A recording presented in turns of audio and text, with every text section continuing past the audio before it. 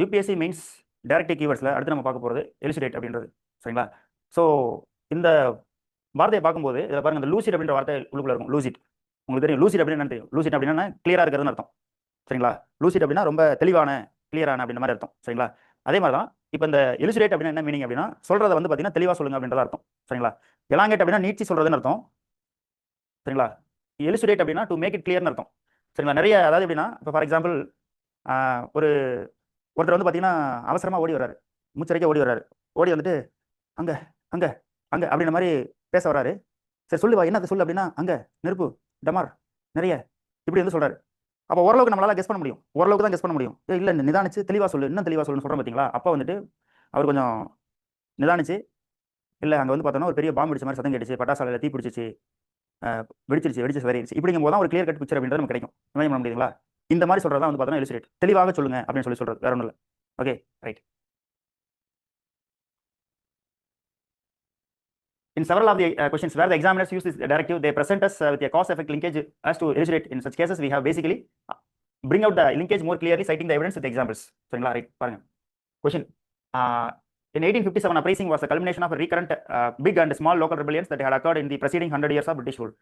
So இந்த 1857 நடந்த அந்த ஒரு புரட்சி அப்படின்றது அதுக்கு முன்னாடி 100 வருடங்கள் பிரிட்டிஷ் ரூலில் நடந்துகிட்டு இருந்த அந்த புரட்சிகளுடைய ஒரு முடிவு தான் அப்படின்ற மாதிரி தான் கேள்வி. இதை வந்து எலிசிடேட் பண்ணுறாங்க. இது வந்து பார்த்தீங்கன்னா ஸ்டேட்மெண்ட் கொடுத்து உங்களுக்கு கேள்வி கேட்கல, ஒரு ஸ்டேட்மெண்ட்டை கொடுத்துட்டாங்க. அந்த ஸ்டேட்மெண்ட்டை கொடுத்து தெளிவாக்கு அப்படின்னு சொல்றதான் கேள்வி.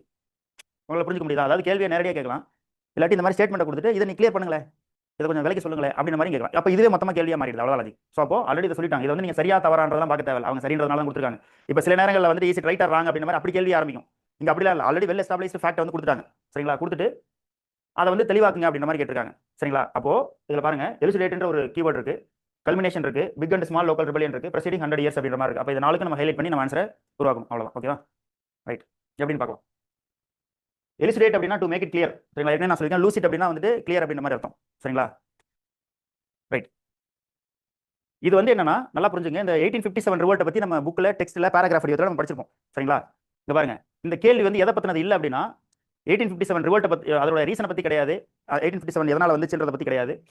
ஜான்சி லட்சுமிபாய் ஆர் தாந்தியா தோப்பை பற்றி கிடையாது. பிரிட்டிஷ் எப்படி ரெஸ்பாண்ட் பண்ணான்றதை பற்றி கிடையாது. இது வந்து அந்த ரிவோல்ட்னால என்ன கான்சிக்வன்சஸ், விளைவுகள் வந்துச்சுன்றதை பற்றி கிடையாது. சரிங்களா? நீங்கள் வந்து 1857 அந்த புரட்சியை பற்றி நீங்கள் என்னெல்லாம் தெரிஞ்சு வச்சிருக்கீங்களோ அதெல்லாம் எழுதணுன்றது கிடையாது. புரிஞ்சுக்க முடியுதா உங்களால்? ரைட். அப்போ இது எதை பற்றினது அப்படின்னா, சரிங்களா, அதுக்கு முன்னாடி 100 வருஷத்தில் என்னென்ன ரிபெலியன் எங்கெங்கெல்லாம் நடந்துச்சு, சரிங்களா, அந்த இயர் உங்களுக்கு ஞாபகம் இருந்ததுன்னா பிபிஎஸ்சியில் அது இந்த மாதிரி கொஸ்டினுக்கு ரொம்ப யூஸ்ஃபுல்லாக இருக்கும். So civil rebellion, peasant rebellions movement, tribal revolt, சிப்பாய் முட்டினிஸ், இதெல்லாம் அங்கங்கே நடந்துச்சு இல்லையா? அக்ராஸ் இந்தியா அங்கங்கே நடந்திருக்கும். அது எல்லாத்தையும் எந்த வருஷம் எங்கே நடந்துச்சு, அதுக்கு யார் தலைமை தாங்கினாங்க, ஓகே, அப்படின்றத வந்து நீங்கள் சொல்லணும். சரிங்களா? சன்னியாசி, வெளிநகரம், அகோம் ரிவோல்ட், பகம் Moplah uprisings, Santhal rebellion, Bhil revolts, Vellore mutiny, Solapur mutiny. சரிங்களா? இது எல்லாமே இந்தியா ஒரு மேப் ஒன்று போட்டுங்க, போட்டுட்டு இந்த ரிபெலியன் வந்து இருந்துச்சு அப்படின்றத அதில் வந்து எம்பெட் பண்ணுங்க. ஓகேவா? அது இந்த ஏரியாவில் நடந்துச்சு, இதுக்கு வந்து இவங்க தலைமை தாங்கினாங்க அப்படின்னு ஒரு லைன் புரிஞ்சிருச்சு. ஸோ அப்போ கேட்டிருக்கிறது வந்து தெளிவாக்குங்க அப்படின்னு சொல்லி கேட்கும்போது அந்த 100 வருஷம் அதுக்கு முன்னாடி நடந்த அந்த எத்தனை ரிபெலியன் நீங்கள் ஞாபகம் வச்சு எழுதுறீங்களோ, ஏன்னா எல்லாருமே படிக்கிறாங்க, எல்லாரும் வந்து பார்த்தோம்னா இந்த புக் படிக்கலாம், அந்த புக் படிக்கலாம் அப்படின்னு சொல்லிட்டு ஒரு வெல் ஸ்ட்ரக்சர்டு புக்கெலாம் வந்து வாங்கி படிக்கிறோம். பட் எத்தனை பேர் ரீகால் பண்ணுறோம், அதிகமான விஷயத்தை அந்த குறைஞ்ச நேரத்தில் ரீகால் பண்ணுறோம் அப்படின்றது இருக்கு. பண்ண முடியுதா? அப்போ இத்தனை ரிபெலியன் இருக்கு, இதில் வந்துட்டு அந்த நேரத்தில் உங்களுக்கு எத்தனை தான் ஞாபகம் வருது அப்படின்ற அந்த உங்களோட இன்னர் கெப்பாசிட்டி இருக்கு இல்லையா, அதுக்கு தான் மார்க். ஸோ அதனால உங்க மேலே நீங்கள் நம்பிக்கை வைங்க. சரியா?